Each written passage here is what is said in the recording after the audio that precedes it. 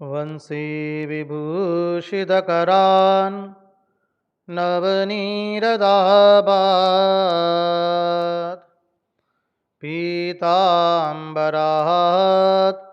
अरुणबिम्बफलादरुष्ठात् पूर्णेन्दुसुन्दरमुखात् अरविन्दनेत्रात्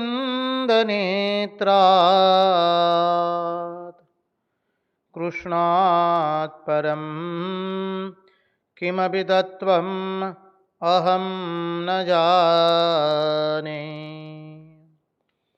कृष्णात् परं किमपि तत्त्वम् अहं न जाने। स्वस्ति श्रीगणेशाय नमः। वक्रतुण्डमहाकाय सूर्यकोटिसमप्रभ निर्विघ्नं कुरु मे देव सर्वकार्येषु सर्वदा।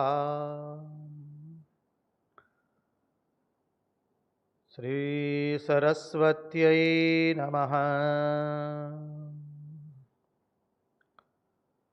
नमस्ते शारदे देवी सरस्वती मतीप्रदे वसत्वं मम जीवहाग्रे सर्वविद्याप्रदा भव। श्रीगुरुभ्यो नमः। अखण्डमण्डलाकारं व्याप्तं येन चराचरं तत्पदं दर्शितं येन तस्मै श्रीगुरवे नमः। नारायणं नमस्कृत्य नरं चैव नरोत्तमं देवीं सरस्वतीं व्यास ततो जयमुदीरयेत्।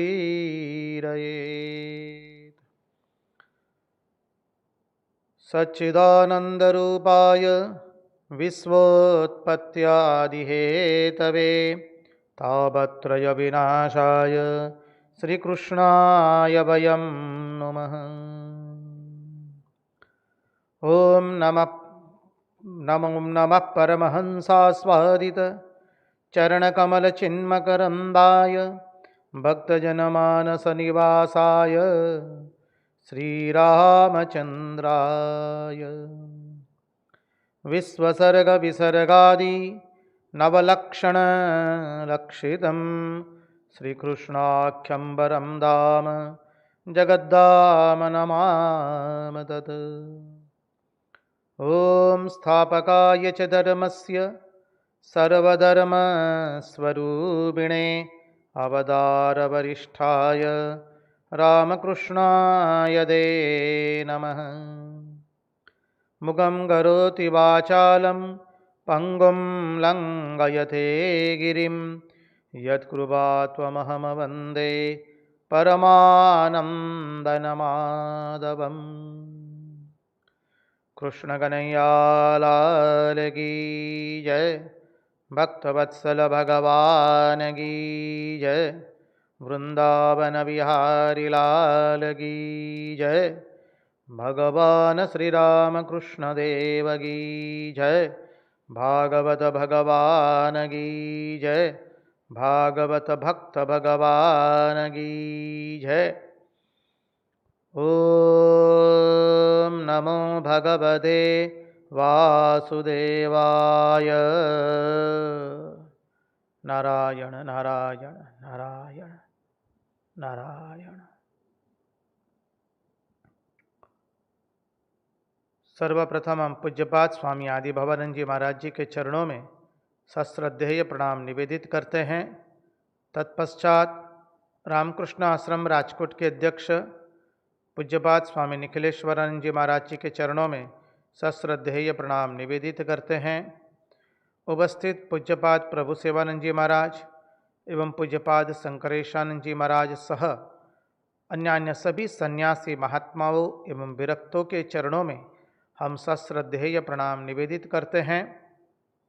और जो कोई भी इस दृश्य श्राव्य माध्यम से इस भागवत रसामृत का रसपान कर रहा है, उन सब के हृदय में निवासित उस अनंत अखंड अविनाशी परब्रह्म परमात्मा को मुहुर मुहुर वंदन करके आइए भागवत रसामृत में हम अवगाहन करें।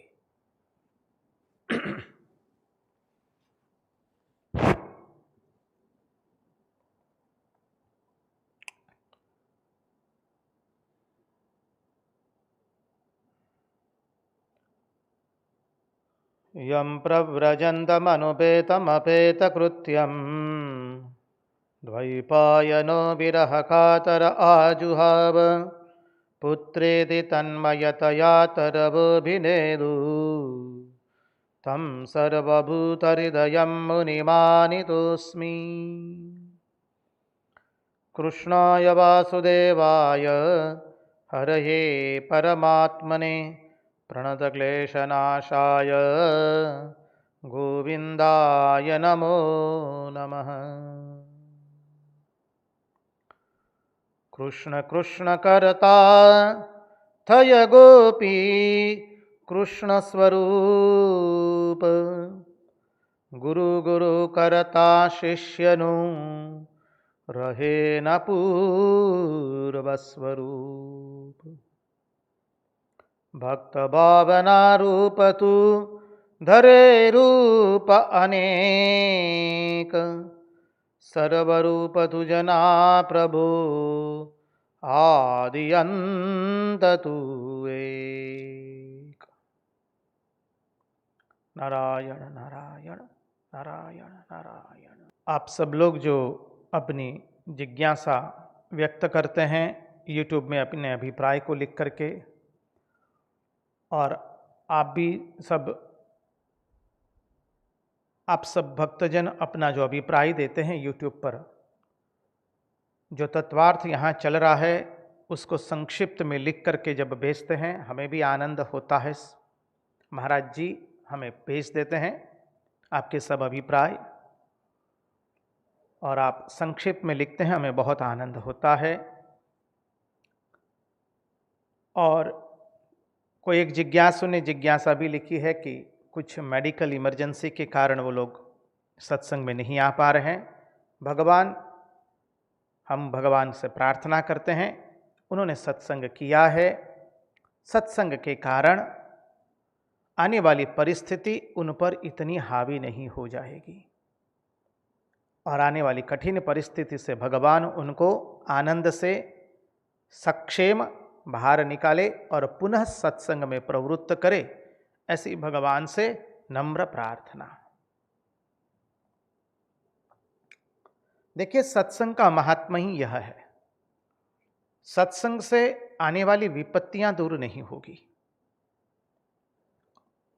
लेकिन इस विपत्ति के अंदर में हम हमारी मानसिकता खो नहीं बैठेंगे। हम आपको क्या बताएं,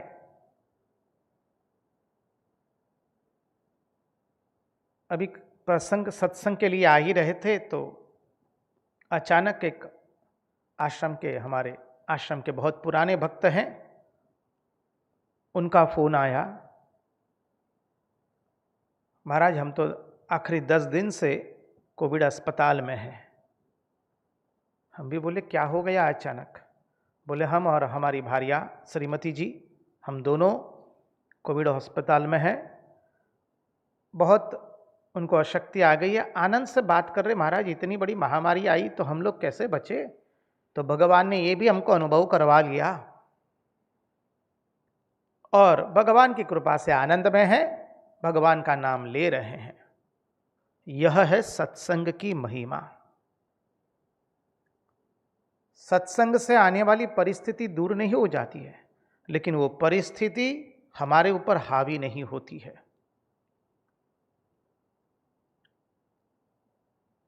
आनंद से बात कर रहे, बोले बहुत अशक्ति आ गई है, बोलने की इतनी शक्ति नहीं है, कष्ट हो रहा है, लेकिन सोचे कि नहीं आज आपको हम बता ही दे। तो हम दोनों घिरे हुए अस्पताल में हैं और भगवान का नाम ले रहे हैं, आनंद में है स्वामी जी। भगवान नाम स्मरण हो रहा है।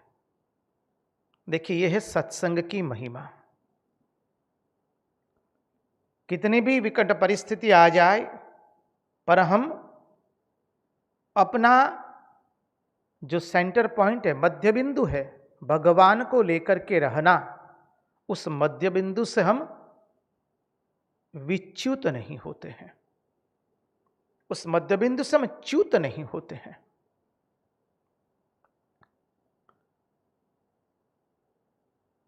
बाहर में तो ये महामारी चल ही रही है, आप सब लोग हमसे ज्यादा ज्ञात हैं उसके बारे में।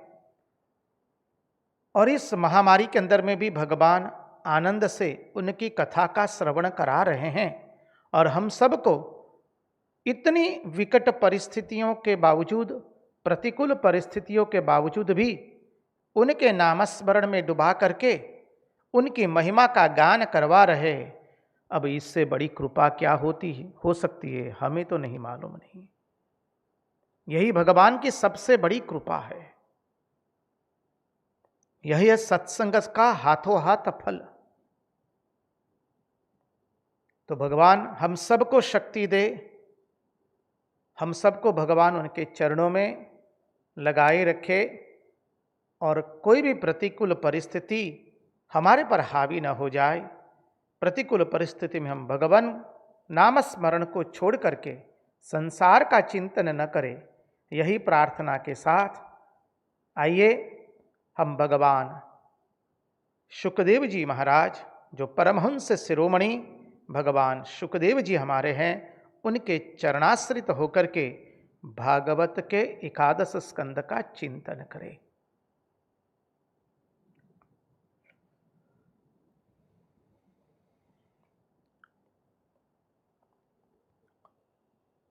देखिए, कल हम देख रहे थे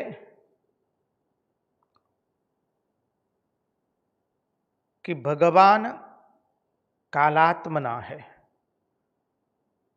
राम नाम संकीर्तन में आप लोग गाते हैं ना, शुद्ध ब्रह्म परात्पर राम, कालात्मक परमेश्वर राम। तो पहले वो श्री राम कैसे हैं? शुद्ध ब्रह्म, देश काल निमित्त से परे हैं। वही ब्रह्म जब देश काल निमित्त की मर्यादा से देखा जाता है तो वो क्या है? कालात्मक परमेश्वर राम।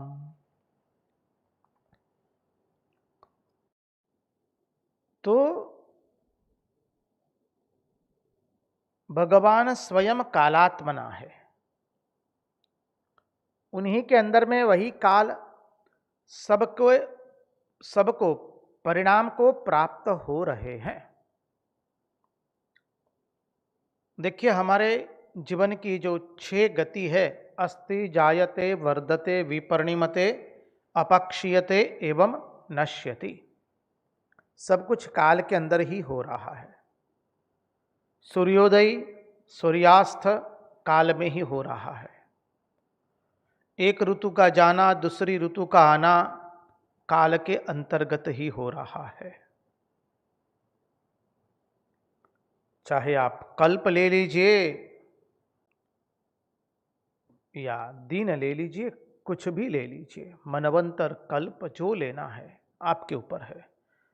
अंततः सब कुछ काल की मर्यादा में है। कालोस्मि क्षय लोक क्षय कृत प्रवृद्ध, भगवान गीता में कहते हैं। तो मैं काल हूं, सब कुछ काल में ही हो रहा है। ये काल कौन है? स्वयं भगवान है। कालोस्मि लोकक्षय कृत प्रवृद्ध, भगवान कहते मैं स्वयं काल हूं। अब देखिए, जो बनाते हैं उनको बिगाड़ने का भी हक होता है, जो संवारते हैं उसको तोड़ने का भी हक होता है। तो भगवान ही बनाते हैं, सृष्टि के निर्माता भगवान है, सृष्टि के पालन करता भगवान है, इसलिए सृष्टि के संहार करता भी भगवान ही है। जो बनाता है उसे बिगाड़ने का भी हक होता है। इसी के कारण उनको हम सृष्टि के कर्ता एवं संहारकर्ता कहते हैं। वही ब्रह्म जब सृष्टि के निर्माण की उपाधि से हुआ तो उसको हमने ब्रह्मा कहा। वही ब्रह्म जब संहार क्रिया की उपाधि से होता है तब उसे हम रुद्र कहते हैं। वही ब्रह्म जब पालनकर्ता की उपाधि से होता है तब उसे हम विष्णु कहते हैं। ब्रह्म तो वही है, वही ब्रह्मा विष्णु एवं महेश के रूप में बना है। संहार की उपाधि से रुद्र हो गया, सृष्टिकर्ता की उपाधि से ब्रह्मा हो गया, पालनकर्ता की उपाधि से विष्णु हो गया। लेकिन वह परमात्मा जो है उसके अंदर में ये कोई उपाधि नहीं है, ना सृष्टिकर्ता की, न स्थितिकर्ता की, न पालनकर्ता की। कोई उपाधि उस ब्रह्म में नहीं है। ये समझिए। आगे वाले श्लोक में भगवान बता रहे हैं, असल में परब्रह्म परमात्मा में कोई उपाधि नहीं है, इसलिए कहा शुद्ध ब्रह्म परात्पर राम, पहले ही कहा। तो वही कालात्मक उपाधि के कारण, कालात्मक उपाधि को धारण करके आज वही ब्रह्म वसुदेव जी के महल में रह रहा है। कालात्मक परमेश्वर राम। अब जब कर्म पूरे हो गए तब भगवान ने सभी महात्माओं को विदाई दी है।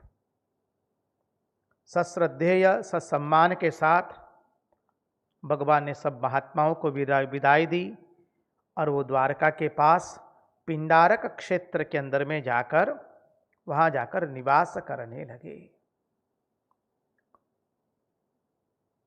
अब प्रसंग आता है यदुवंशियों के द्वारा, यादव कुल के पुत्रों के द्वारा महात्माओं की परीक्षा लेना। देखिए, हमने पहले देखा कि भगवान द्वारिका में महात्मा को लेकर आए हैं। क्यों लेकर आए हैं? कर्म धर्म सिखाने के लिए। भगवान स्वयं है, वो स्वयं बता सकते लेकिन नहीं बताते हैं। भगवान ने ये परंपरा स्थापित की है कि कर्म धर्म तो महात्मा के निर्देशानुसार ही होना चाहिए। महात्मा लोग जैसे निर्देश करेंगे वैसे हम कर्म धर्म का आचरण करेंगे। अब जब भगवान अपनी लीला संवरण करने वाले हैं तो सब महात्माओं को भगवान ने पास के पिंडारक क्षेत्र में पहुंचा दिया, वो निवास करने लगे। अब यादव पुत्रों के द्वारा महात्माओं की परीक्षा होने वाली है। श्लोक है सुंदर, उसका स्तवन करेंगे, उसके बाद में उसके तत्वार्थ में प्रवेश करेंगे।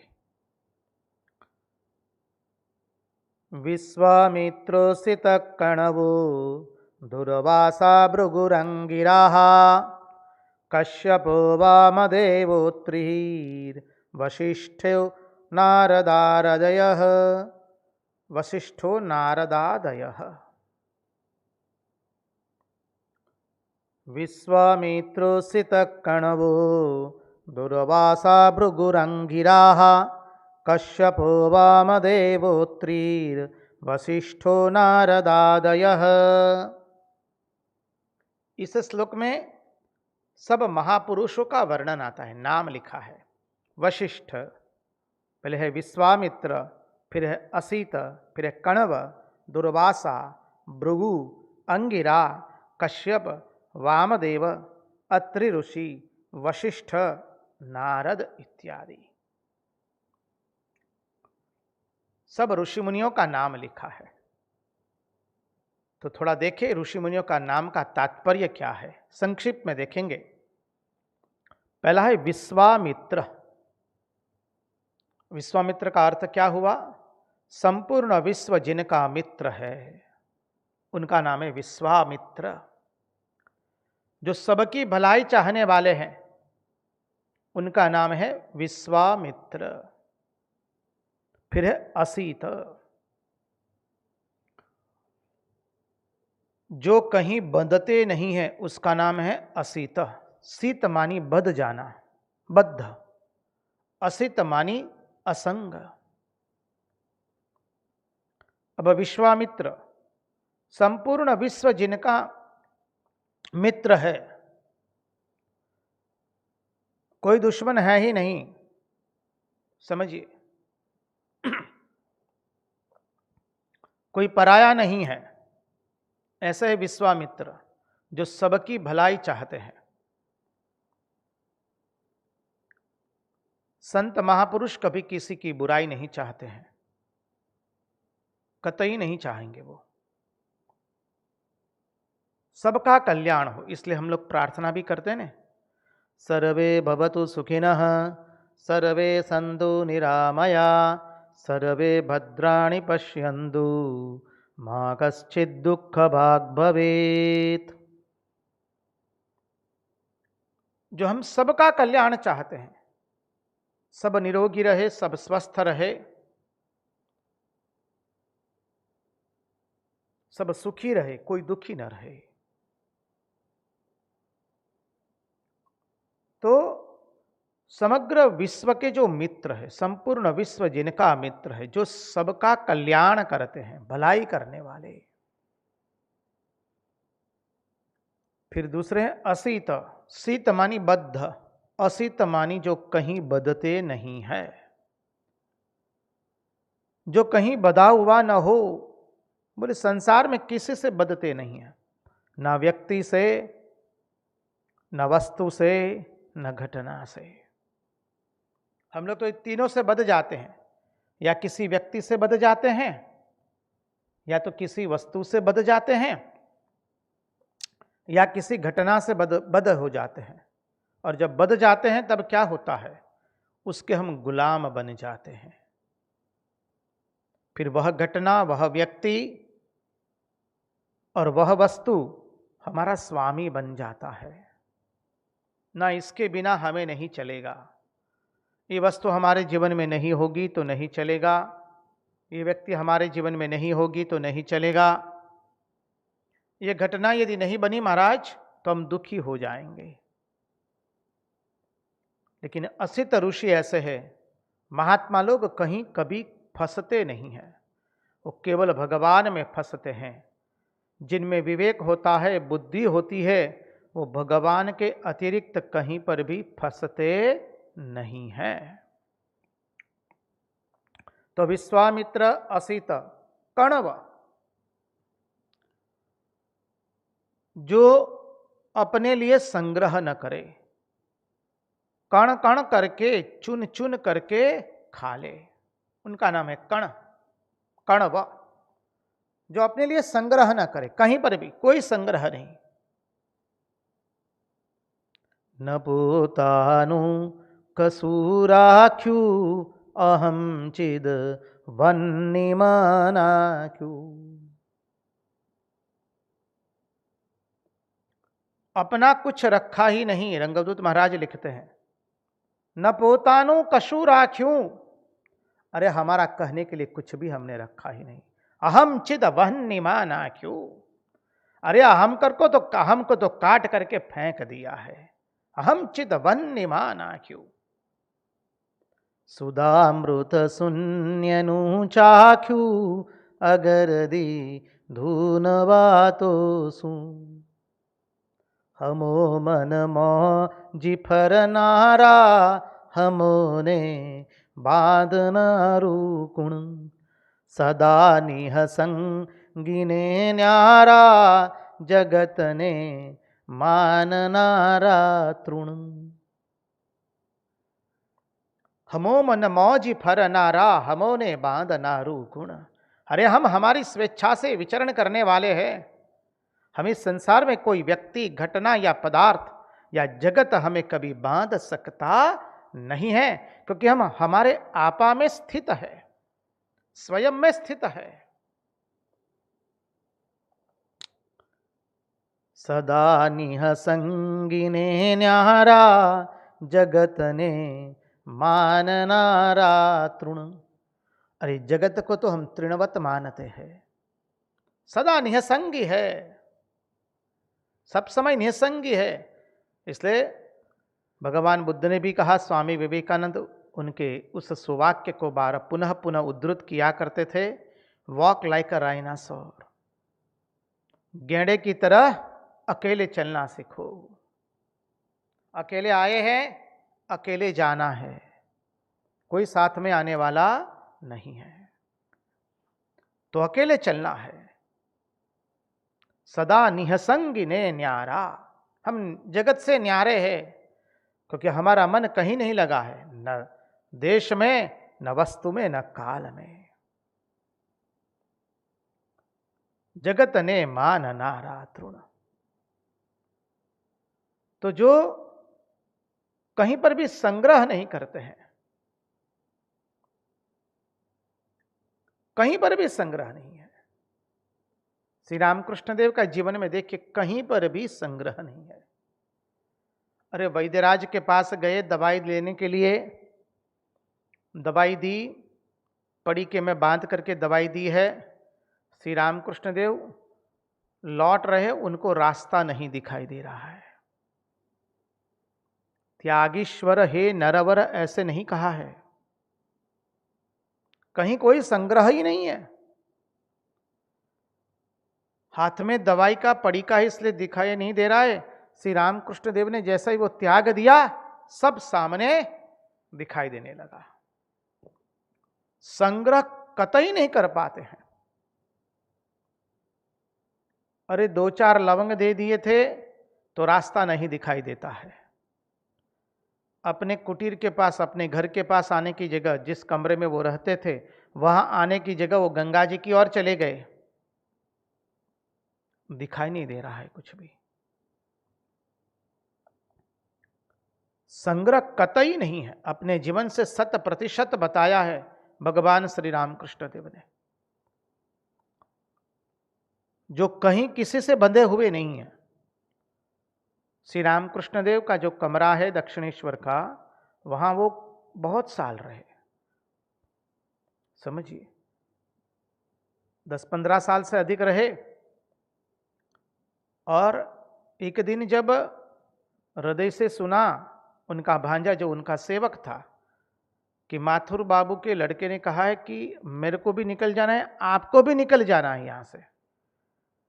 श्री रामकृष्ण देव कहते, अपने शरीर को इंगित करके कहते, इसको भी निकल जाना है? बोले हाँ। एक क्षण की देरी नहीं की है, कुछ लेने रहूं ऐसी भी बात नहीं, तुरंत छोड़ करके चले गए, चले जा रहे हैं। जब माथुर बाबू के पुत्र ने देखा तो वो दौड़े दौड़े आए, बोले मैंने आपको तो नहीं कहा है चले जाने के लिए? बोले ठीक, मुझे नहीं कहा है? बोले ना। वो फिर वापस अपने कमरे में लौट आए। समझिए, कहीं बंधे हुए नहीं है, कोई संग्रह नहीं है जीवन में। जो अपने लिए संग्रह न करे, कण कण कर चुन चुन कर खा ले, वो है कण्व ऋषि। विश्वामित्रो असीत कण्वो दुर्वासा। वासा मानी वस्त्र, दू मानी फटे हुए। जो फटा चिथड़ा पहनते उसका नाम है दुर्वासा। समझिए, जो फटे चिथड़े पहनते हैं, कोई फूले उछाले बाजुतियों से मारे, निंदा स्तुति सहाले, बैठे हैं मस्त प्यारे। रंगदूत महाराज का भजन है एक, वाह फकीरी कौन अमीरी, दासी तेरे चरणों में। कोई दिन पहने जरियन जामा, कोई दिन सिर्फ लंगोटी है। कभी तो जरियन जामा पहने हैं और कभी केवल लंगोटी है शरीर पर, और कभी काया दिगंबर है, और कभी तो दिगंबर है। कोई फर्क नहीं पड़ता है। तो दुर्वासा कौन है? जो फटे चिथड़े पहनते हैं, फटे चिथड़ा पहनते, उनका नाम है दुर्वासा। एक एक ऋषि का अर्थ समझिए, तत्वार्थ यहां पर सामान्य अर्थ नहीं है। अर्थात जो समझते हैं ये शरीर रूपी जो वस्त्र है उसकी कोई कीमत नहीं है, हर जगह से वो बांधा हुआ है, सीधा हुआ है, सिलाया है, कितनी सारी जगह से। देखिए, कलाई से देख लीजिए, कोनी से देख लीजिए, कंधे से देख लीजिए, घुटनों से देख लीजिए, कमर से देख लीजिए, गले से देख लीजिए, सब तो चिथड़े हैं, जोड़ जोड़ करके बनाया है इसको। बाद में है भृगु। भृगु अर्थात जो भून देते हैं, जो संसार को ही भून देते हैं, जिसने अपने ज्ञान रूपी बीज को भून दिया है, उसको कहते हैं भृगु। बीज को भून दिया। देखिए, ये सिद्धांत को समझने के लिए हमने जो रासलीला में भी देखा था, गोपियां भगवान की काम भाव से पूजा करती है, लेकिन ये काम कैसा है? आप्त काम है, अकाम है, पूर्ण काम है। उनका जो काम है वो किसके प्रति है? आप्त काम के प्रति, अकाम के प्रति, पूर्ण काम के प्रति। अर्थात बीज को यदि हम भूंज दे, तत्पश्चात उसको जमीन में बो दे, तो उसमें से कुछ अंकुरित होने वाला नहीं है। उसी तरह से गोपियों ने अपने काम को, अपने प्रेम को अकाम के प्रति, पूर्ण काम के प्रति, आप्त काम के प्रति प्रवाहित कर दिया है। तो यही है भृगु, जिन्होंने अपने अज्ञान रूपी बीज को भून दिया है, अज्ञान रूपी बीज को भून दिया है। अब उसमें से अज्ञान निकलने वाला नहीं है, उसमें से अविद्या निकलने वाली नहीं है। फिर है अंगिरा। अंग, अंग अर्थात जीव, अंगिरा अर्थात ब्रह्म। जो जीव एवं ब्रह्म की एकता को जिसने जाना है, ब्रह्म सत्य जगन मिथ्या जीवो ब्रह्मैव नापरः। जो जीव एवं ब्रह्म की एकता को जान चुके हैं, उनका नाम है अंगिरा। हर देश में तू, हर वेश में तू, तेरे नाम अनेक बस तू एक ही है। सागर से उठा बादल बनकर, बादल से गिरा जल होकर, फिर नहर बना नदिया गहरी, तेरे भिन्न प्रकार बस तू एक ही है।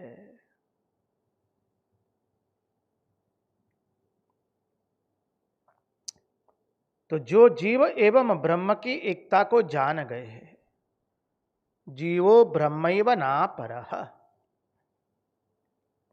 फिर कश्यप। कश्यप शब्द का अर्थ देखिए, कश्यप शब्द को उल्टा दीजिए तो क्या हो गया? पश्य का।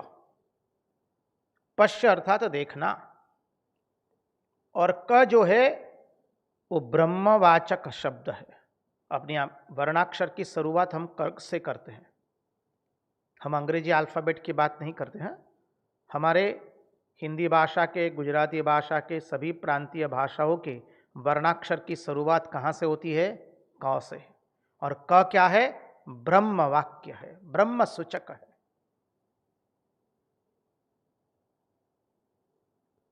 तो जो सर्व में ब्रह्म का दर्शन करता है वह है कश्यप।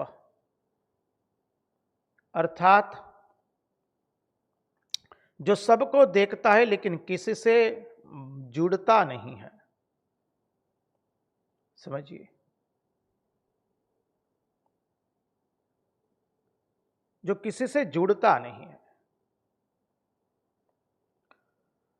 जानता है सबको, पर न पापी से मिले न पुण्यशाली से मिले, सबसे जुदा रहे, उसका नाम है कश्यप। तत्पश्चात है वामदेव। वामदेव, अत्रि, वशिष्ठ, नारद। वामदेव, वामदेव किसको कहेंगे? जो पीछे छिपे रहते हैं।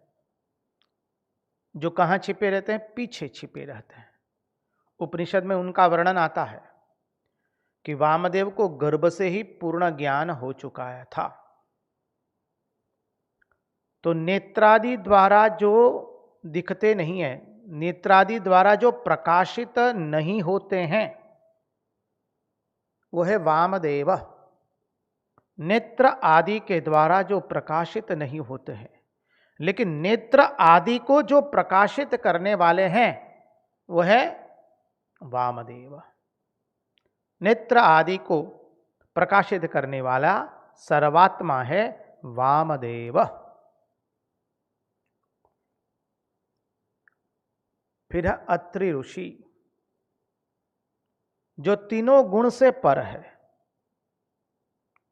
सामान्यतः अर्थ ले तो सत्वगुण, रजोगुण एवं तमोगुण से पर है। तीन अवस्था से पर है।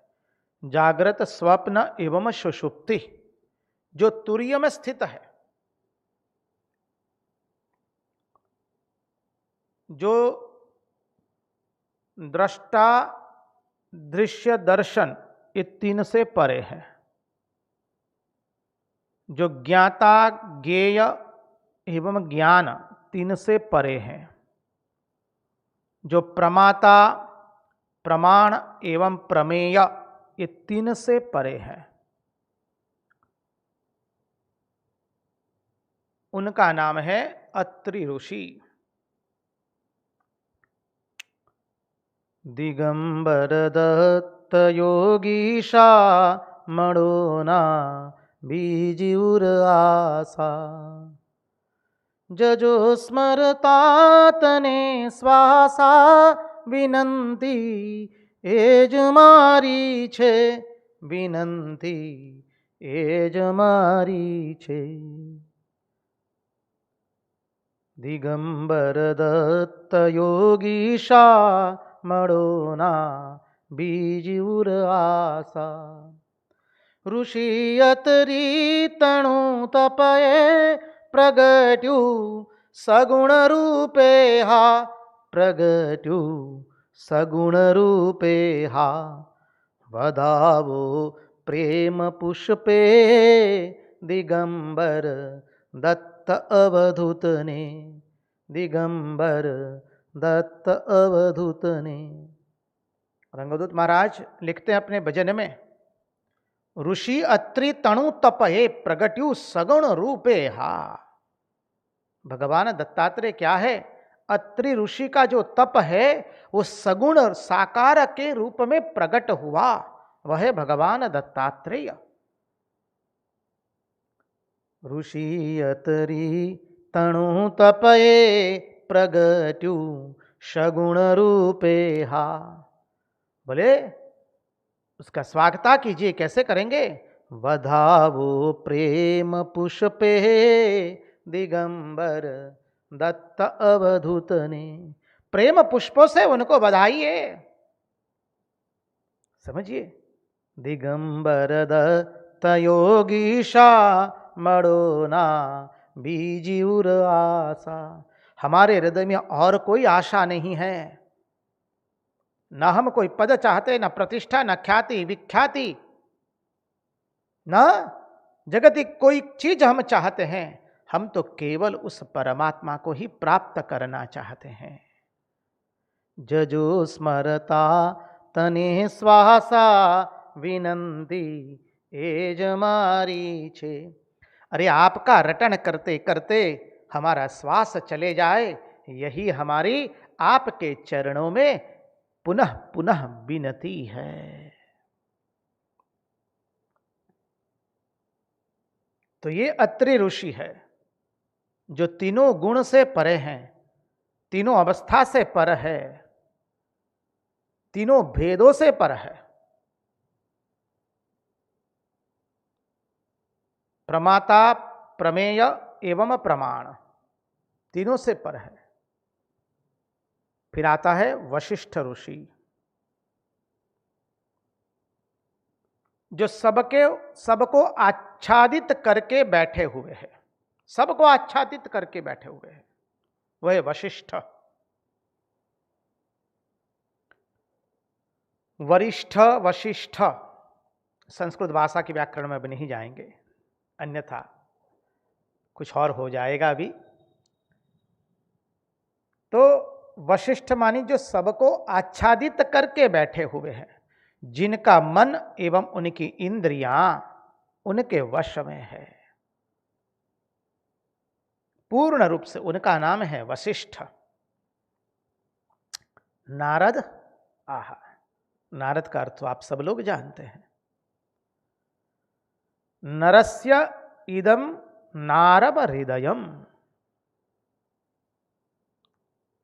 नारायण से जो ज्ञान प्राप्त हुआ है उसका दान कर दे। जो नारायण से जो ज्ञान प्राप्त हुआ है उसका जो दान करे,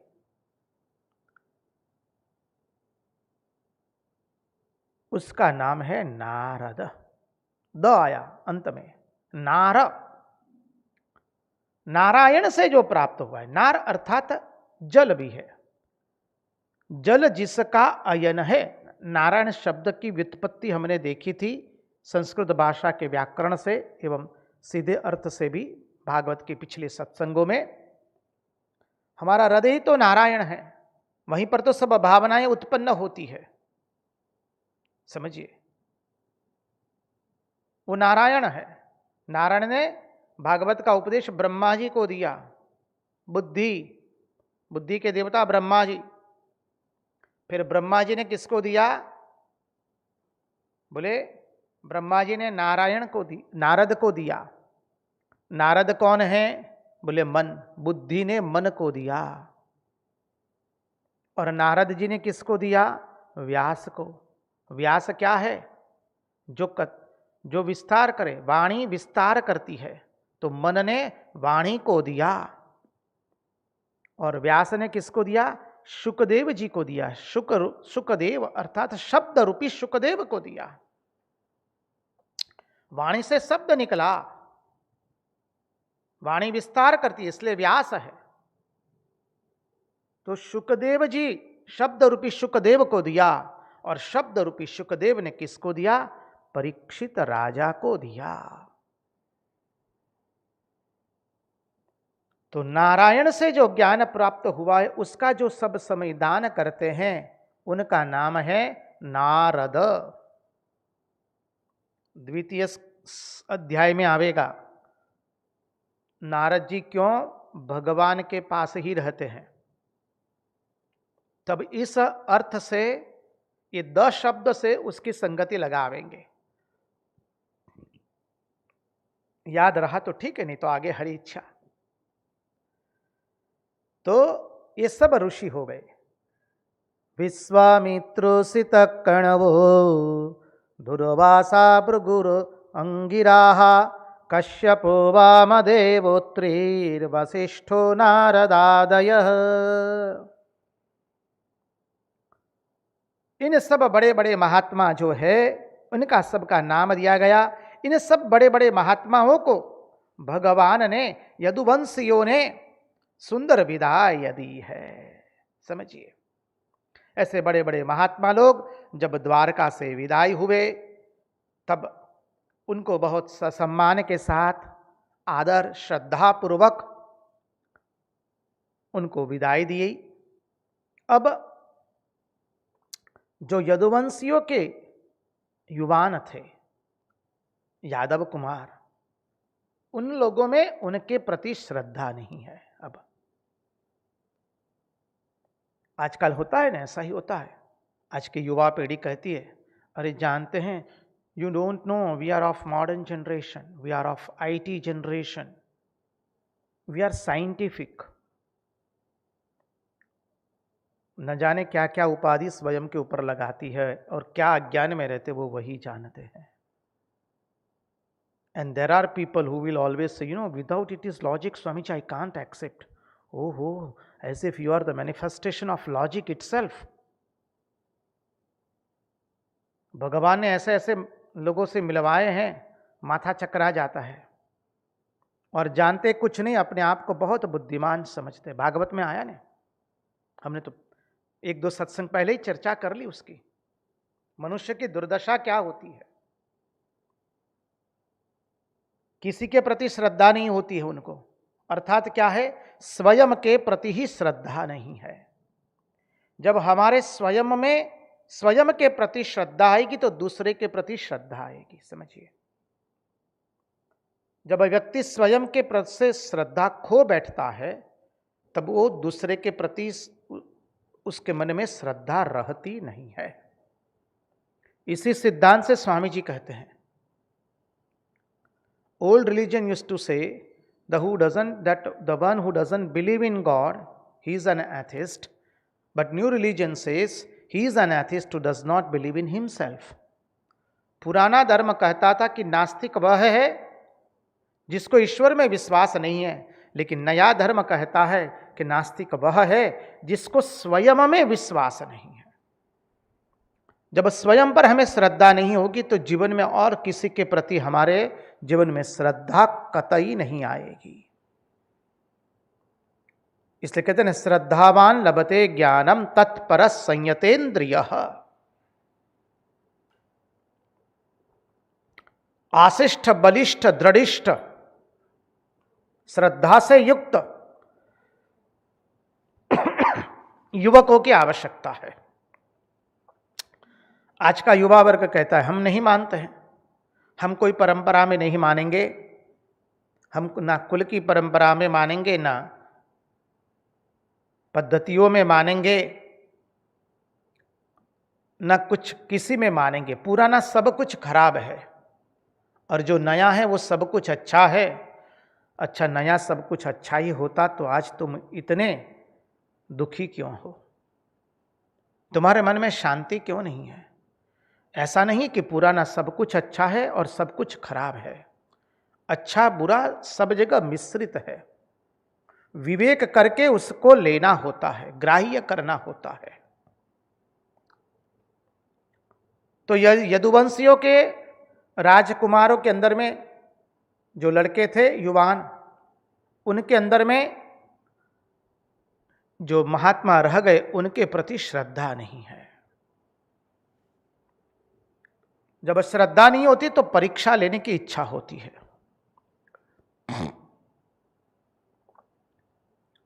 परीक्षा लेने के लिए आते हैं। यदुवंशी राजकुमार खेलते खेलते ऋषियों के पास आए हैं। अब राजकुमार खेलते खेलते ऋषियों के पास आए, ऐसा मत समझिए ये लोग कोई बालक थे। हाँ, ये कोई बालक नहीं थे, ये सब 45, 50, 60 के लोग थे, 60 वर्ष की आयु के थे सब। उनके ना पोते पोतियाँ थे, पुत्र पोते पोते भी थे, नाते नाते भी थे। खेलते खेलते माने जो बड़े लोग खेलते हैं ऐसा ही, और वो तो राजकुमार थे। कुमार अर्थात ऐसा मत समझिए कोई कुमार अवस्था में था, कतई नहीं। राजकुमार लोग थे सब। तो खेलते खेलते ऋषियों के आश्रम में गए। अब यहां पर यह बात याद रखनी है कि भगवान की ही ये सब माया है, क्योंकि अब भगवान को यादव कुल का संहार करना है। तो यहां पर देखिए, जो विनय होता है वो हमारे व्यवहार में होना चाहिए, केवल वाणी के विनय से नहीं चलेगा। मुख में तो मधु है लेकिन भीतर में विष भरा हुआ है।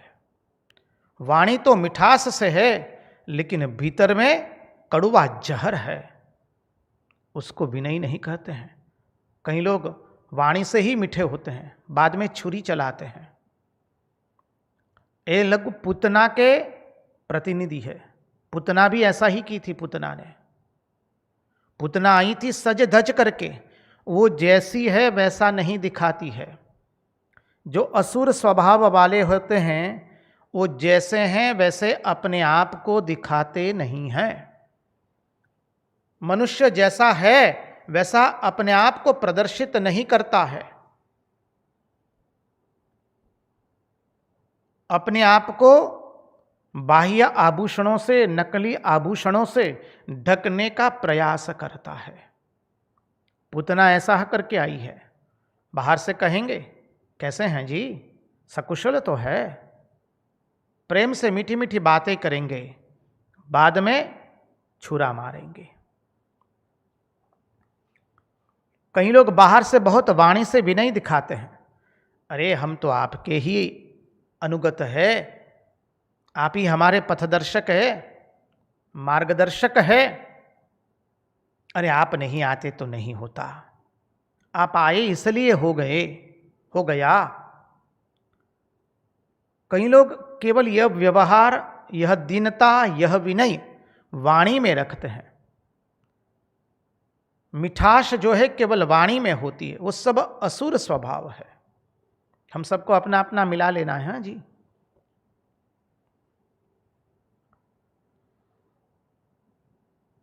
तो विनय केवल मन में नहीं होना चाहिए। बाहरी विनय से तो काम चलता नहीं है, वो तो ढोंग हो गया, धूर्त हो गया। इसलिए गीता में कहता है, बहुत सुंदर कहते हैं भगवान गीता के अंदर में, हमारे मधुसूदन ने कहा कि कोई सेवा भी करे, समझिए, सेवा भी करे, महात्मा की जिज्ञासा भी कर ले, प्रश्न भी करे, जिज्ञासा भी करे, प्रणाम भी करे, सेवा भी कर ले, फिर भी ज्ञान मिलता नहीं है। समझिए, महात्माओं के पास चले गए, उनकी सेवा करने लगे, सोचा कि कुछ ज्ञान की प्राप्ति हो जाएगी, महात्मा की सेवा करेंगे तो महात्माओं के साथ रहने लगे। शरीर से महात्माओं के साथ है, लेकिन मन से कहाँ है? बोले वासना में बैठे हुए हैं। मन से किसी के ऊपर श्रद्धा नहीं है, सबके ऊपर शंका है। शरीर से तो महात्माओं के साथ रहते हैं, लोग कहते हैं ना, अरे आपको तो क्या है, आप तो आश्रम में ही रहते, बस और क्या चाहिए। व्यक्ति बाहर से तो आश्रम में रहता है, लेकिन मन से पर निंदा पर चर्चा में रहता है। सब समय दूसरों की निंदा, दूसरों के प्रति राग द्वेष से भरा हुआ है। तो जहां तन होता है हमारा, हम वहां नहीं होते हैं। जहां हमारा मन होता है, हम वहां होते हैं। तन मुख्य नहीं है। तन रंगाया पर मन न रंगाया, उसका कोई मतलब नहीं है। तो ज्ञान प्राप्त करना है तो केवल सेवा करने से नहीं बनेगा, केवल प्रणाम करने से भी नहीं बनेगा, केवल जिज्ञासा करने से भी नहीं बनेगा, तब भी ज्ञान नहीं होता है।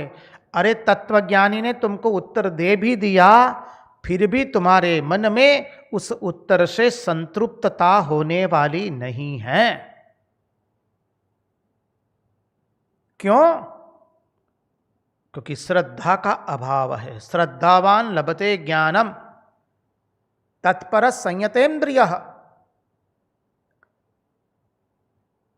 श्रद्धालु हुए बिना तुम उस ज्ञान को धारण नहीं कर पाओगे, उस ज्ञान तुम्हारी जिज्ञासा को मिटा नहीं पाएगा।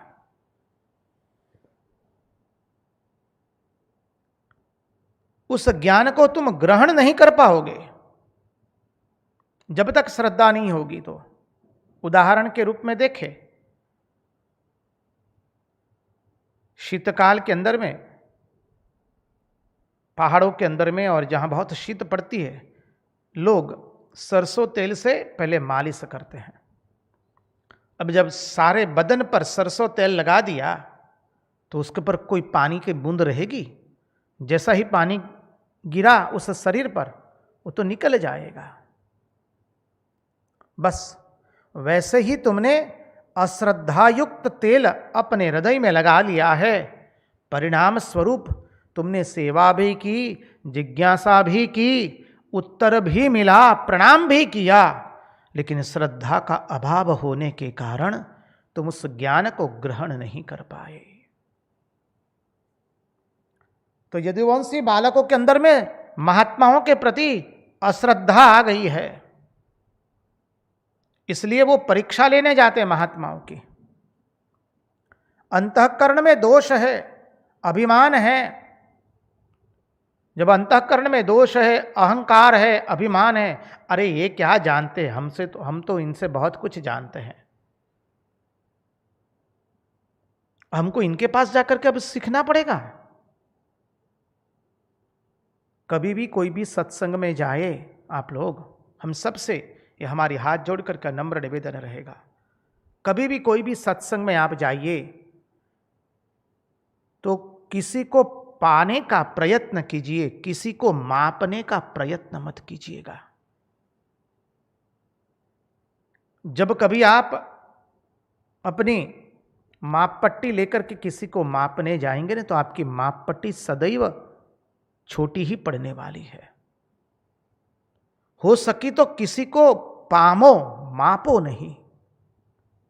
इनमें ये नहीं है, उन्होंने ये ठीक नहीं कहा, उन्होंने वो ठीक नहीं कहा, अरे इनका उच्चारण ठीक नहीं है, भाषा का ज्ञान नहीं है, शैली उनकी रसप्रद नहीं है, लचीली भाषा नहीं है। किसी को मापिए मत। मापने जाएंगे तो स्वयं का ही हम नुकसान करेंगे। रामचरितमानस में तुलसीदास जी ने यही बताया है। शिवजी मां भवानी को लेकर के गए और जब वक्ता ने भगवान शिवजी को वंदन कर दिया, बस मां के मन में शंका हो गए, जब वक्ता श्रोता को वंदन करता है तो इस वक्ता में क्या होगा। परिणाम स्वरूप मां बैठी है गौरी, पूरी रामायण सुनी, शरीर से बैठी है, मन में रामायण ने प्रवेश नहीं किया, क्योंकि श्रद्धा का अभाव हो गया है।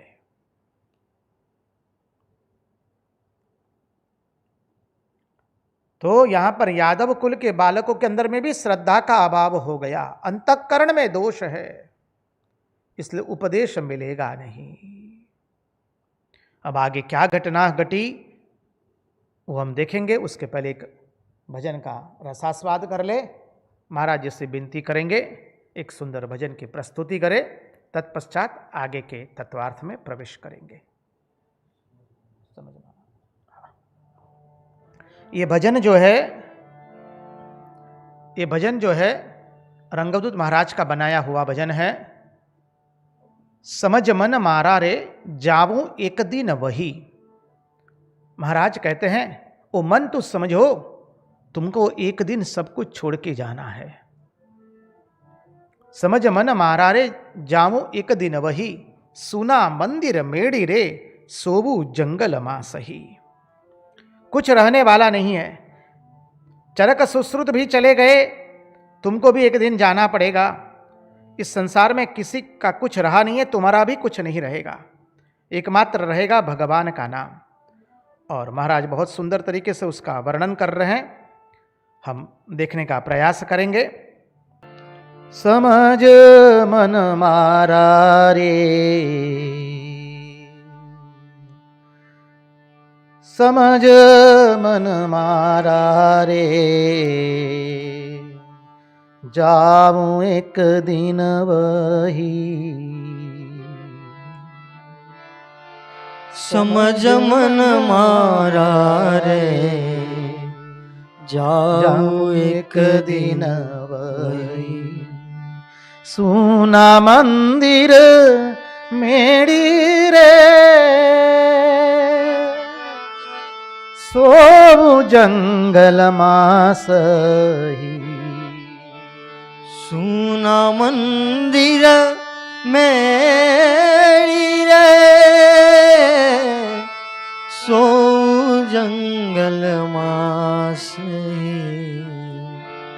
समझ मन मारा रे, जाऊं एक दिन वही। हूँ करता तो चाल गया ने, तारे पण जाबू एक दिन हूँ करता तो चाल्या गया ने तारे पण जाऊं एक दिन, तारे पण जाऊं एक दिन। मारू मारू करी केम मरे छे तारू नहीं तुझ तन। मारू मारू केम करी मरे छे तारू नहीं तुझ तन। भूलीने भटक्यो रे जासे जमकेश ग्रही। भूलीने भटक्यो रे जासे जमकेश ग्रही। समझ मन मारा रे जाऊं एक दिन वही। समझ मन मारा रे जाऊं एक दिन वही। रंगदूत महाराज लिखते हैं, मैं करते तो सब लोग चले गए, हूँ करता तो चाल्या गया ने तारे पण जाऊं एक दिन। और तुमको भी एक दिन जाना पड़ेगा इस संसार को छोड़ करके। मैं काहे को करते हो? मारू मारू करी कैम मरे हो छो। मेरा मेरा यह मेरा ऐसा करके सब समय क्यों मर रहे हैं? अरे तनिक सोचो, ये तन जो है तुम्हारा वो भी तुम्हारा नहीं है, ये शरीर भी तुम्हारा नहीं है। तुम रास्ता भूल चुके हो, भटक रहे हो इस संसार में। जरा चिंतन करो, समझ मन मारा रे। ओ मेरा मन, थोड़ा समझो कि तुमको चले जाना है एक दिन। चरक सुश्रुत चाल्या गया ने भीम बाणावणी पार्थ। चरक सुश्रुत चाल्या गया ने भीम बाणावली पार्थ। काळदंडी रावण हणायो राम कृष्ण रह्यु नाम। काळदंडी रावण हणायो ने राम कृष्ण रह्यु नाम। परणीने पस्तायो रे बाजी नव हाथ रही। परणीने पस्तायो रे बाजी नव हाथ रही। समझ मन मारा रे जाऊं एक दिन वही। चरक सुश्रुत चाल्या गया ने भीम बाणावणी पार्थ। अरे चरक और सुश्रुत चले गए, आयुर्वेद के महान ग्रंथकार। चरक चले गए, सुश्रुत भी चले गए, अरे भीम चला गया, अरे बाणावणी पार्थ भी चला गया, अरे काड़दंडी रावण भी चला गया। और रहा क्या? केवल राम और कृष्ण का नाम ही रहा। परणी ने पछतायो रे, अरे तुमने ब्याह करके तुम पछताए हो। अर्थात क्या? ब्याह किससे किया? अरे हमने जगत से ब्याह कर लिया, इसलिए सब समय जगत की चिंता हमें सताती रहती है। मैं मेरे से ब्याह कर लिया हमने। परणी ने पछतायो रे बाजी नव हाथ रही। ब्याह का अर्थ यहां पर गलत मत कीजिए, गुणार्थ से देखना है। बोले अब तुम्हारे हाथ में कोई बाजी नहीं रही, समझिए। श्री रामकृष्ण देव ने इसलिए मास्टर महाशय को अपनी द्वितीय मुलाकात में पूछते हैं, शु तारू लग्न थयु छे? हम तो गुजराती भाषा में पढ़ते, इसलिए हमारी भाषा में ही हमें याद आएगा। क्या तुमने ब्याह किया है? मास्टर महाशय ने कह दिया, हाँ जी हमारा ब्याह हो गया है। श्री रामकृष्ण देव चौंक गए। मास्टर महाशय को लगा कि क्या मैंने कोई गलती की है।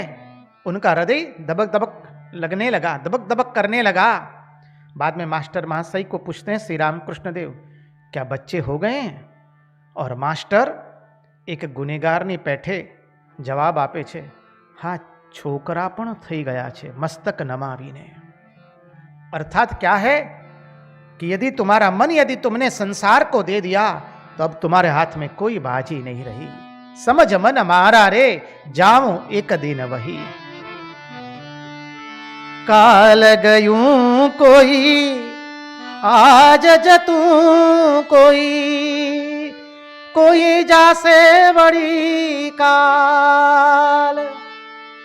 काल गयूं कोई आज जतूं कोई जासे बड़ी काल।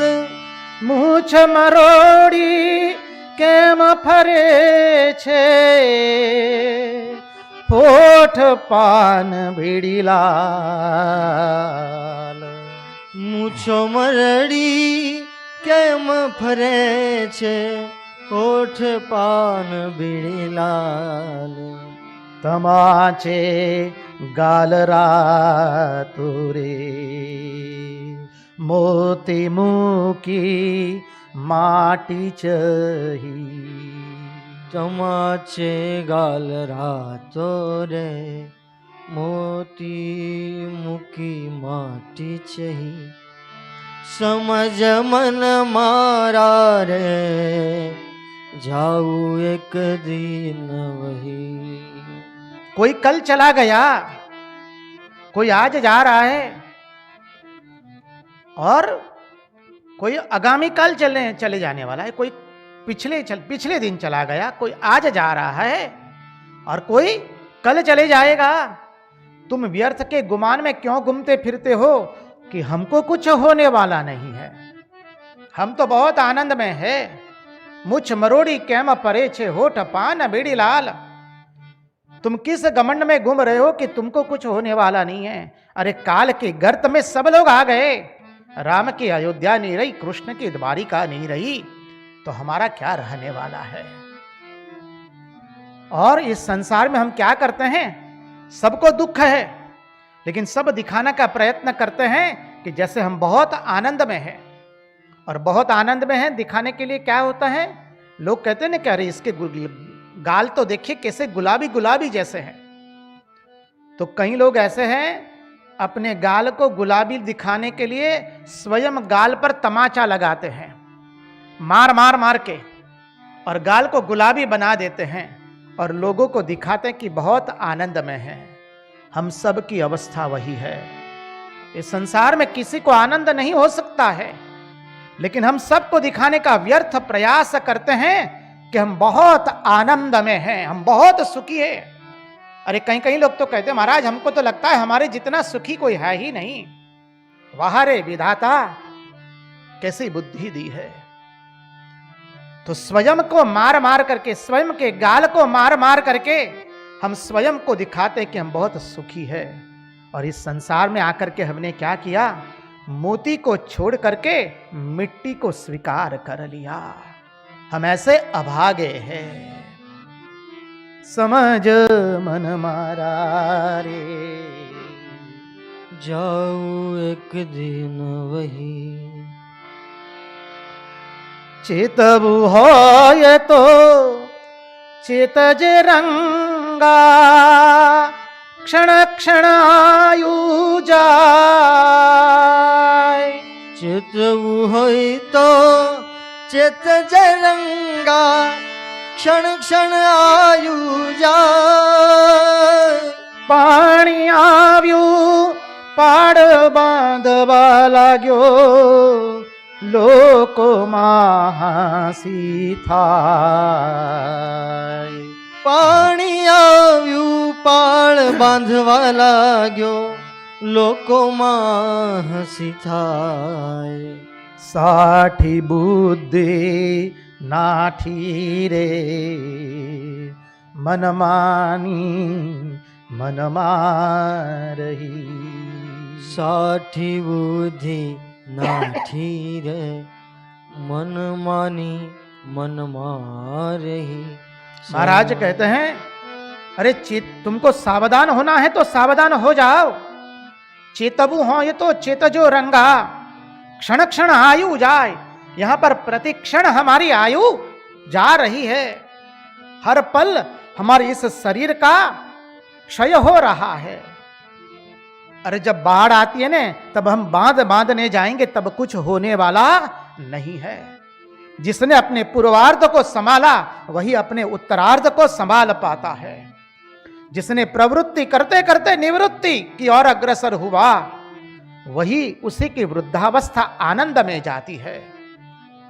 इसलिए श्री रामकृष्ण देव कहते हैं ना कथामृत में, मथुरनाथ बाबू के बारे में कहते हैं, मथुर बाबू ने जवानी में कितने सारे धंधे किए थे, इसलिए अंत में इतना उनको कष्ट भुगतना पड़ा है।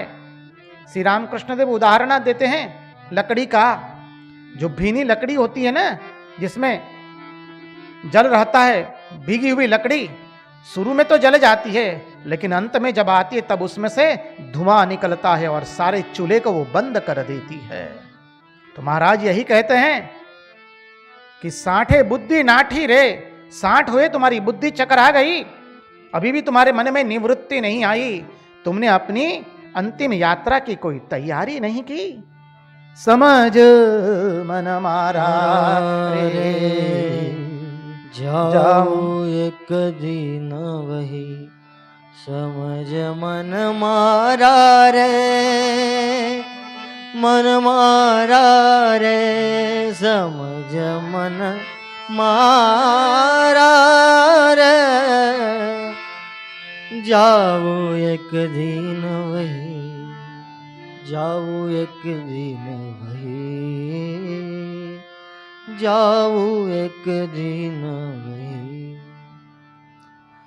कृष्ण कन्हैया लाल की जय। तो यहां यही हुआ है यादव कुमारों के साथ।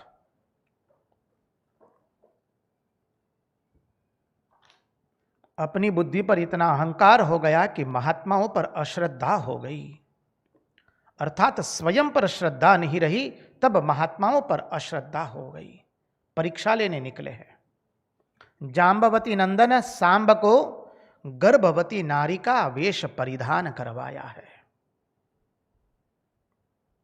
और महात्माओं के पास लेकर के आए हैं। और राजकुमार लोग कहते हैं कि महाराज, ये महिला आपसे कुछ पूछना चाहती है लेकिन बहुत शर्माती है, वो आपके सामने बोल नहीं पाती है, बहुत शर्मीली है। आप कृपा करके बताइए कि इसको बेटा होगा या बेटी होगी। और वह चाहती है तो बेटा हो, ऐसा चाहती है। महात्मा लोग समझ गए। जो श्री कृष्ण महात्माओं की इतनी वंदना करते हैं, ब्राह्मणों की इतनी पूजा करते हैं, आज उन्हीं के वंश के लोग आज इस तरह का व्यवहार कर रहे हैं। महात्मा लोग समझ गए कि भगवान को उनके वंश का संहार करना है। आज इसलिए महात्माओं की खिल्ली उड़ाने के लिए आए हैं। महात्माओं के मन में क्रोध आया है, वो समझ गए भगवान की लीला है ये।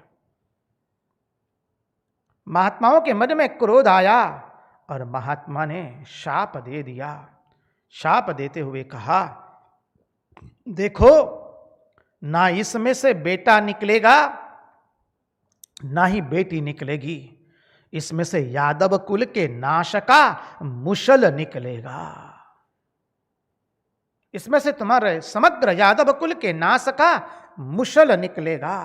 और जहां ये शाप सुना, यादव कुमार गड़बड़ा गए, भयभीत हो गए। तुरंत जाम्बवती नंदन सांब का जो वेश, उसको गर्भवती महिला का वेश परिधान करवाया था, कपड़े पहनाए थे, सब खोले तो उसमें से मुशल निकला। कपड़ों में से मुसल निकला। समझिए, घबरा गए। देखा तो सचमुच का मुसल निकला है। अब काटो तो खून न निकले। महात्माओं ने कह दिया, अरे ओ मूर्खो, यह स्त्री एक मुशल पैदा करेगी और उससे तुम्हारे समग्र यादव कुल के नाश हो जाएगा।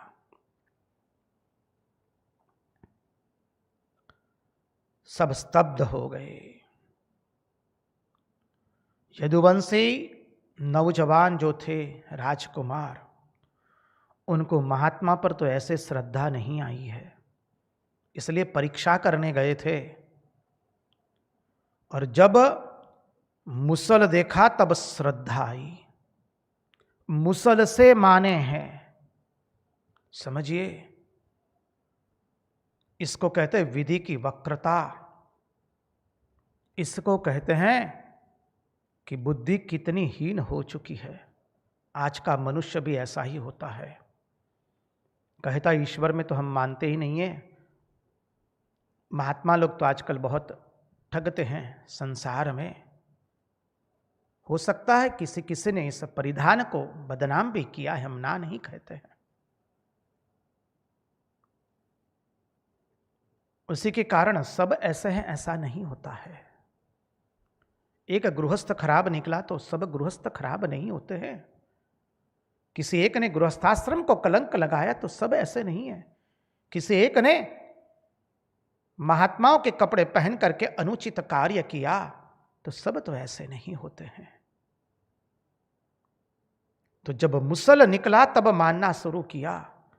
देखिए, ये आज वर्तमान जो स्थिति है, हमारा शास्त्र कहता है कि भाई हम सबको भीतर की ओर मुड़ना है। हम सब लोग भागे जा रहे थे अंधी दौड़ में। भगवान ने एक ऐसी महामारी लाए, वैश्विक महामारी आई, कोविड-19 पैंडेमिक, जिसने सबको अंतर्मुख होने के लिए बाध्य कर दिया है। इसके दोनों बाजू है, अच्छी और बुरी। चिंतन करेंगे तो बहुत कुछ निकल जाएगा। देखिए, महामारी के कारण ही आज तो भगवान ने हमारे पर कृपा की कि हम सब लोग इकट्ठा मिलकर के परमहंस सुखदेव जी के चरणारविंद में बैठ करके भागवत का श्रवण कर रहे हैं।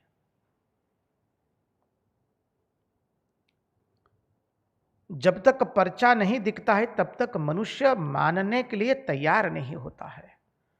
तो ऐसे ही ये यादव कुमारों ने जब मुसल को देखा, घबरा गए, स्तब्ध हो गए, वो दुखी हो गए। और दुखी होकर उन्होंने क्या किया, वो यादवों की सभा में चले गए। देखिए, दुखी होकर के वो भगवान के पास नहीं आए। भगवान के पास आते अपने किए हुए पाप कर्म की बात करते, दुखी होकर के कुछ बताते तो चित्र और कुछ निकलता। अब दुखी होकर के वो भगवान के पास नहीं आए, वो सीधे यादवों की सभा में गए। श्री कृष्ण तब द्वारिका में ही हैं। द्वारका में ही हमारे पूर्ण पुरुषोत्तम भगवान श्री कृष्ण विराजित है। उनके पुत्र उनके पास नहीं गए, वो गए यादवों की सभा में। श्री कृष्ण के पास नहीं गए। यही अनिष्ट का सूचक है। जब विपत्ति आए और तब हम मनुष्य का आश्रय ले और भगवान का आश्रय न ले तो समझिए हमारा अब संहार होते हुए कोई बचाने वाला नहीं है। देखिए, उत्तरा के ऊपर में ब्रह्मास्त्र छोड़ा है अश्वत्थामा ने, और उत्तरा किसी के पास नहीं जाती है। उत्तरा दौड़ती है और नंद नंदन यशोदानंदन के पास आती है। इसलिए तो द्रौपदी उत्तरा की प्रशंसा करती है और कहती है, वाह रे वाह उत्तरा, तूने अद्भुत कार्य किया है। तुम्हारे पर विपत्ति आई और तुम किसी की शरण में नहीं गई हो, केवल हमारे प्राण प्रिय गोविंद की शरण तुमने ली है। उत्तरा, तुम धन्य धन्य हो, तुम भाग्यवान हो। विपत्ति में तुमने भगवान की शरण ली है। द्रौपदी अपने जीवन से कहती है, जब मेरे पर विपत्ति आई थी तो मुझे विश्वास था मेरे 5 पति है, सब बलवान है, मेरा कोई कुछ बिगाड़ नहीं पाएगा। 5 पतियों के शरण में गई, लेकिन मेरी रक्षा किसी ने नहीं की। आखिरी में मेरे गोविंद को पुकारा है, और हमारे गोविंद ने तो स्वयं वस्त्र बन करके हमारी लाज बचाई है। कृष्णस्तु भगवान स्वयं।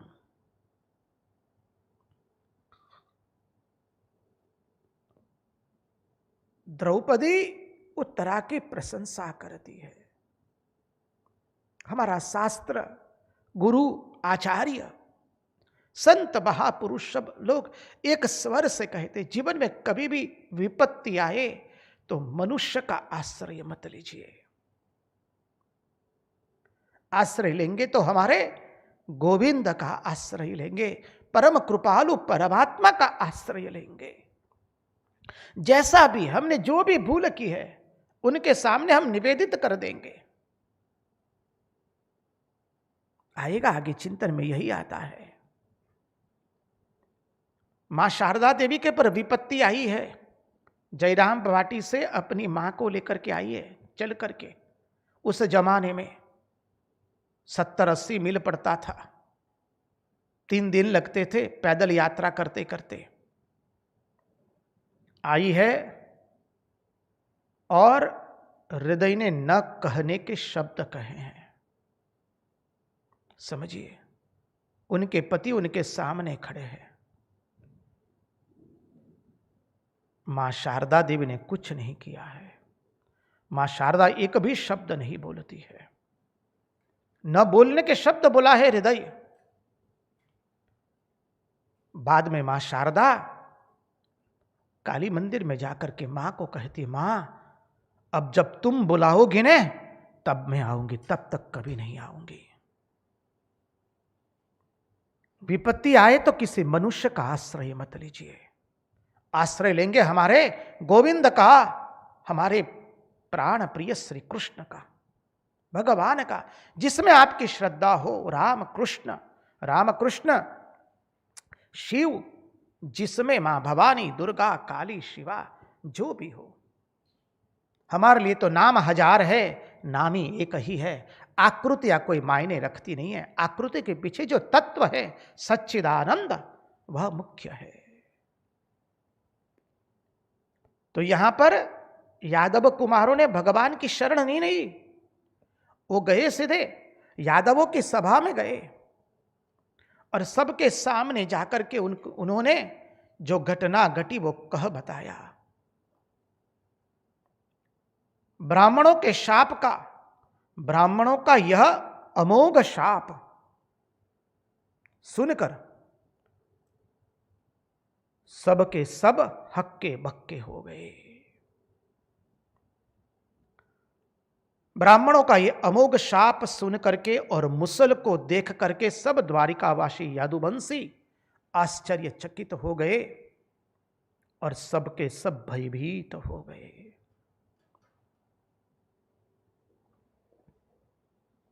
अमोघ अर्थात जो कभी व्यर्थ न जाए। देखिए, जहां भगवान स्वयं विराजमान है वहां भय का क्या काम है। भगवान तो अभय प्रदान करते हैं, फिर भी आज समग्र यादव वंश के लोग भयभीत हो गए। यादव कुल के राजकुमार आकर के ये भरी सभा में कहते हैं कि ब्राह्मणों ने हमको अमोघ शाप दिया और मुसल दिखाया, लेकिन कोई यादव वंशी भगवान के पास नहीं गए। यादव कुमारों को लेकर के सब भयभीत हो गए। अब भय क्यों हुआ? क्योंकि भगवान से दूर हुए हैं। समझिए, परीक्षित राजा पर विपत्ति आई है। परीक्षित राजा ने अपना पाप कबूल किया है। सब महात्माओं को वंदन करके, ब्राह्मणों को वंदन करके कहते हैं, मैंने बहुत बड़ा पाप किया है, अनुचित कर्म किया है। ब्राह्मण के ऋषि के गले में मैंने मरा हुआ सर्प डाला है, अपना पाप प्रकट किया है और पूछते हैं प्रायश्चित मुझे बताइए। ऐसा कोई अनुष्ठान हो तो बताइए। आज से 7वें दिन मेरी मृत्यु होने वाली है, ऋषि कुमार ने मुझे शाप दिया है।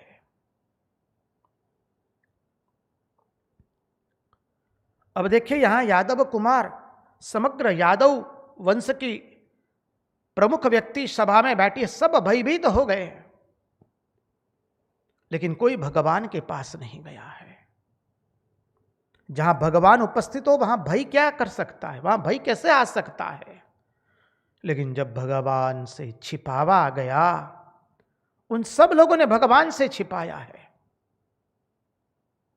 यादव कुमारों ने छिपाया, यदुवंशियों ने छिपाया, महाराजा उग्रसेन ने भी छिपाया है। लेकिन जब भगवान से छिपावा आया तब भय भी आ गया। समझिए, जब हम भगवान से कुछ छिपाएंगे तो फिर हमें भय सताएगा, हमें भय छोड़ने वाला नहीं है। देखिए हम क्या बताएं, बहुत सुंदर सिद्धांत है हमारे वैष्णव धर्म के अंदर में। बहुत सुंदर वैष्णव लोग हमें बताते हैं। देखिए असल में दुराव तभी आता है जब भय निकलता है, तभी दूरी बन जाती है। दुराव में से ही भय निकलता है। जब हम एक दूसरे से दूरी हमारी बन जाती है तब भय का प्रगटीकरण होता है, भय प्रकट होता है। इसलिए वैष्णव संप्रदाय के अंदर में बहुत सुंदर सिद्धांत है। आचार्य लोग समझाते हैं यदि हमसे कुछ अनुचित हो गया, भय भी लग गया, तो उससे हम कैसे बच पाए, बहुत सुंदर तत्वार्थ है। वो कल देखने का प्रयास करेंगे। आज उन्हीं की वाणी, उन्हीं के चरणों में समर्पित करते हुए भगवान से प्रार्थना करते, प्रभु हमारे मन की मति, गति और रति आपके चरणों में बनी रहे। कृष्ण कन्हैया लाल की जय, भक्तवत्सल भगवान की जय, सब संतन की जय, सब भक्तन की जय। ओम नमः पार्वती पतये, हर हर महादेव हर।